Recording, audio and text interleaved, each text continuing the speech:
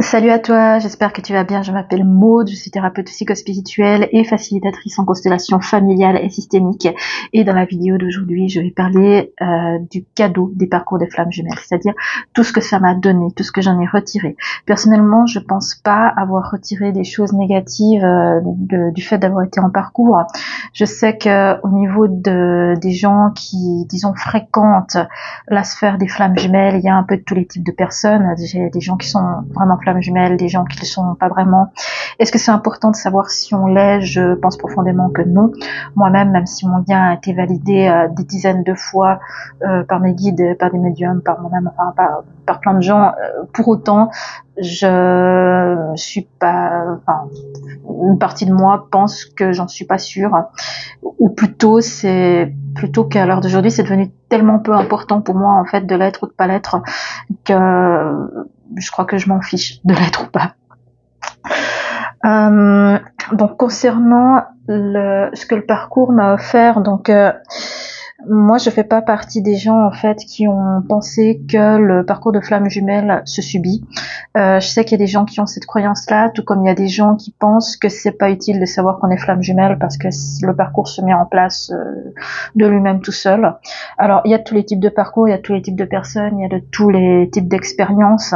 Aussi, avec les nouvelles énergies, avec le taux vibratoire de la Terre qui est en train de s'élever, l'entrée dans l'ère du Verseau, tout ça, ça a fait que la façon dont les flammes jumelles s'incarnent et transcendent leurs blessures à travers leur parcours, c'est des choses qui ont changé aussi, donc qui ont évolué en fait par rapport à ce que des personnes ont pu vivre à une certaine époque, à ce que des personnes ont pu même expliquer à une certaine époque. Tout ça, ça change en permanence au fur et à mesure qu'il y a des nouvelles énergies.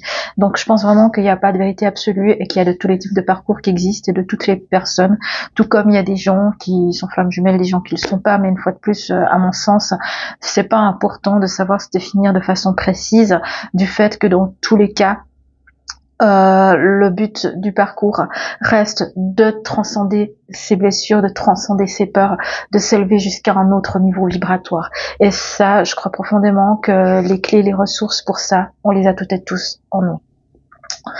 Ce que ce parcours m'a offert, donc moi dès le départ en fait, comme je te l'ai expliqué, j'ai tout le temps pris mon parcours en main. J'ai toujours eu dans l'idée en fait que c'était à moi de profiter en fait de ce que ce parcours m'élevait, de ce que ce parcours en fait m'apportait pour me développer, pour croître, pour grandir, pour trouver des ressources en moi, pour trouver des outils, pour guérir et guérir encore plus de choses. Et des choses, j'en ai guéri, je continue à en guérir à l'heure d'aujourd'hui. Pour moi, ça a été important. Je dis pas que tout le monde doit absolument le faire, mais je crois quand même profondément que plus on guérit de choses, et mieux on se sent. Et dans tous les cas, pour moi, c'est positif de se sentir mieux. Ce que le parcours m'a apporté, à mon sens, le parcours ne m'a pas apporté de souffrance. Comme je le dis, je pense qu'il ne m'a apporté que des choses positives.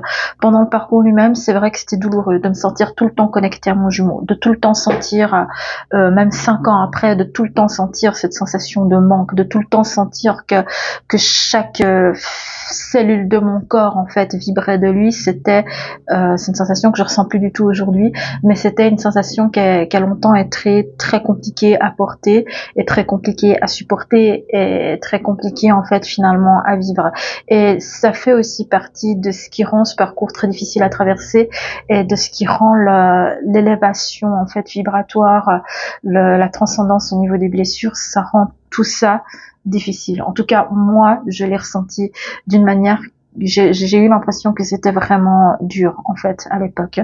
Et pour autant, ce parcours, en ne me laissant pas tranquille, en quelque part en allant m'obliger à l'intérieur de moi, il m'a vraiment exhorté en fait à aller regarder très très très très profond à l'intérieur de moi. Et quand je dis très profond, c'est vraiment au niveau, à tous les niveaux.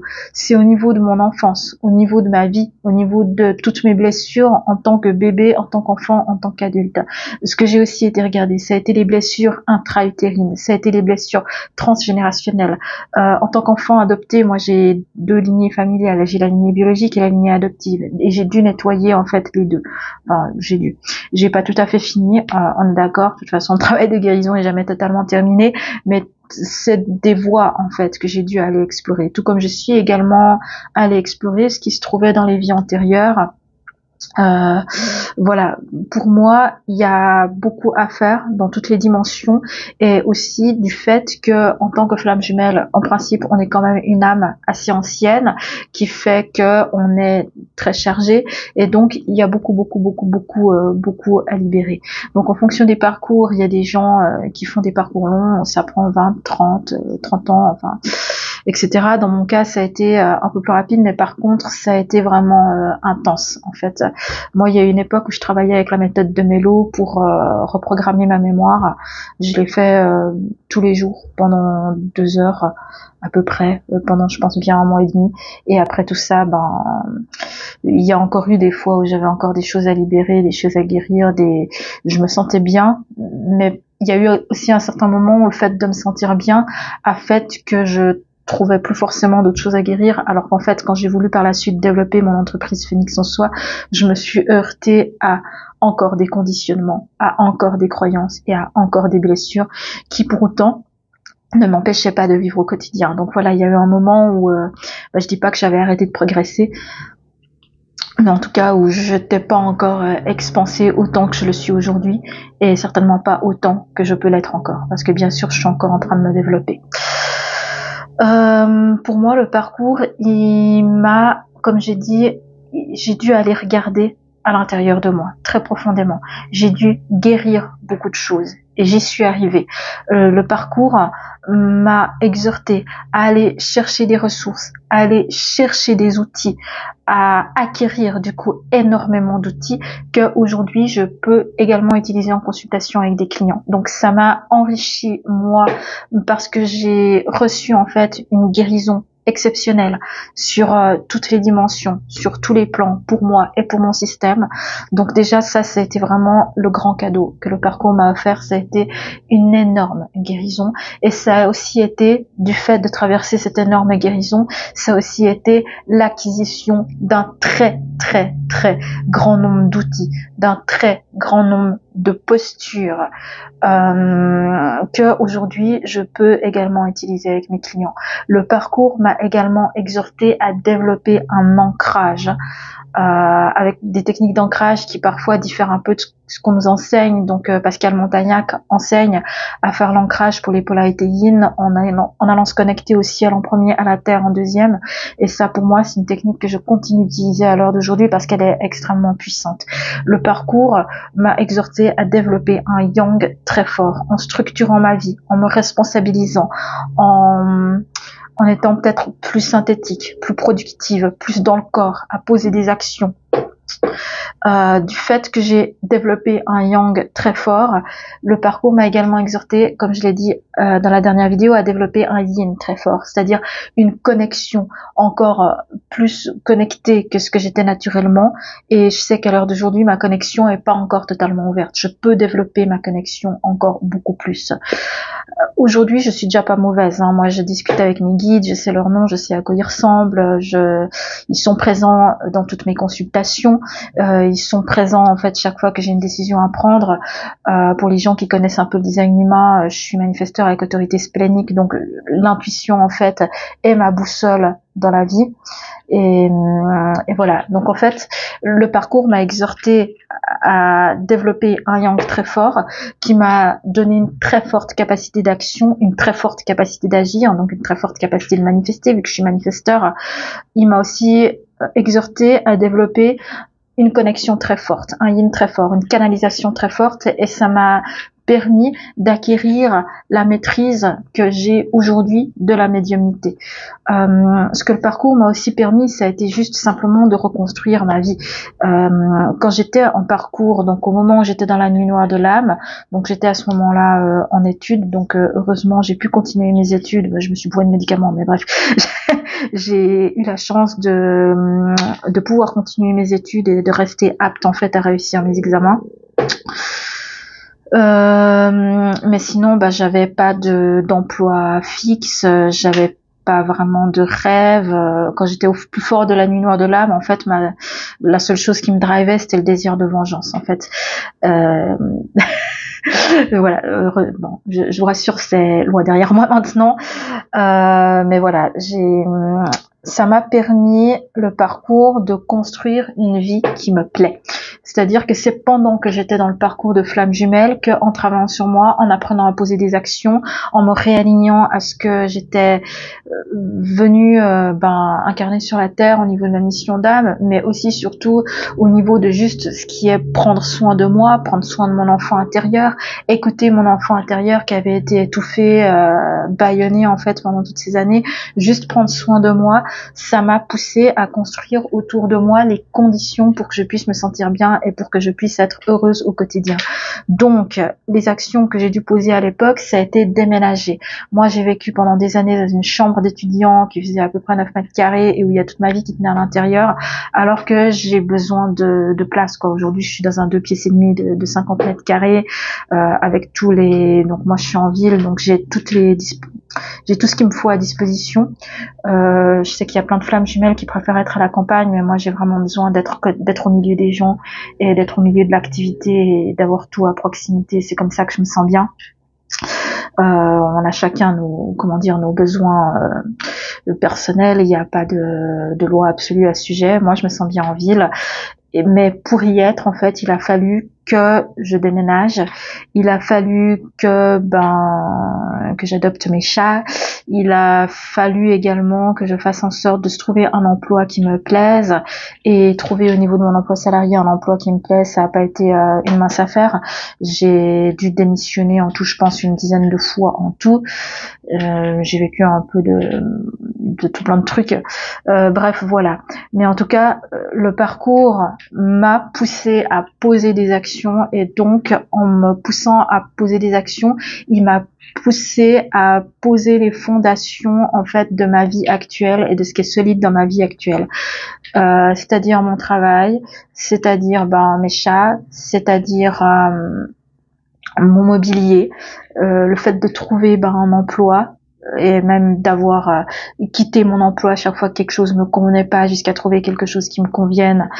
Tout ça, c'est le parcours qui me l'a amené. Ce que le parcours m'a amené, ça a été le fait de me reconnecter à ma mission d'âme, de pouvoir, comme je l'ai dit, la mission d'âme, dans ma croyance, c'est pas quelque chose qui se cherche. Ça, c'est ma conviction, mes valeurs. C'est pas quelque chose qui se cherche. C'est quelque chose qui s'exprime naturellement à partir du moment où on est suffisamment connecté yin et ancré yang. Donc ça se fait un peu tout seul. Le parcours m'a apporté cette connexion à ma mission d'âme. Il m'a aussi apporté le lien que j'ai avec mes guides. Mes guides se sont manifestés à moi et m'ont donné leur nom alors que je travaillais avec la méthode de Mélo. Bref, ça m'a donné la guérison, ça m'a donné des outils, ça m'a donné mes ressources, ça m'a donné mes potentiels, ça m'a donné ma boussole, et ça a construit ma vie en fait telle que je l'ai aujourd'hui. Et même au niveau de la relation que j'ai aujourd'hui avec mon âme sœur, sans le parcours, sans mon jumeau, cet amour que je partage avec mon âme sœur aujourd'hui aurait pas été possible, parce que j'aurais été encore dans mes blessures. Et mon âme sœur aussi, j'en parlerai dans une autre vidéo, mais quand il est arrivé, il m'a fait travailler sur d'autres aspects, et c'est sûrement pas encore fini. Il y a une partie de mon développement, même au niveau de mon amour de moi, au niveau de l'amour que je suis prête à donner à quelqu'un, et au niveau de l'amour que je partage au monde en général. J'avais encore des choses à apprendre, et ma relation avec avec mon âme sœur est venue m'apporter tout ça. Et cette relation avec cette âme sœur aurait pas été possible si j'avais pas eu avant un énorme travail de dégrossissage où j'ai travaillé mes blessures, mes peurs, mes traumas et posé les fondations solides pour une vie actuelle. C'est le fait que j'ai une vie solide et stable à l'heure actuelle, le fait que j'ai une certaine indépendance sur autant de plans que possible. Je reste très attachée en fait au niveau du couple et j'ai besoin de beaucoup de temps passé ensemble et tout ça, donc voilà, je me comporte encore un peu comme quelqu'un qui a la blessure d'abandon.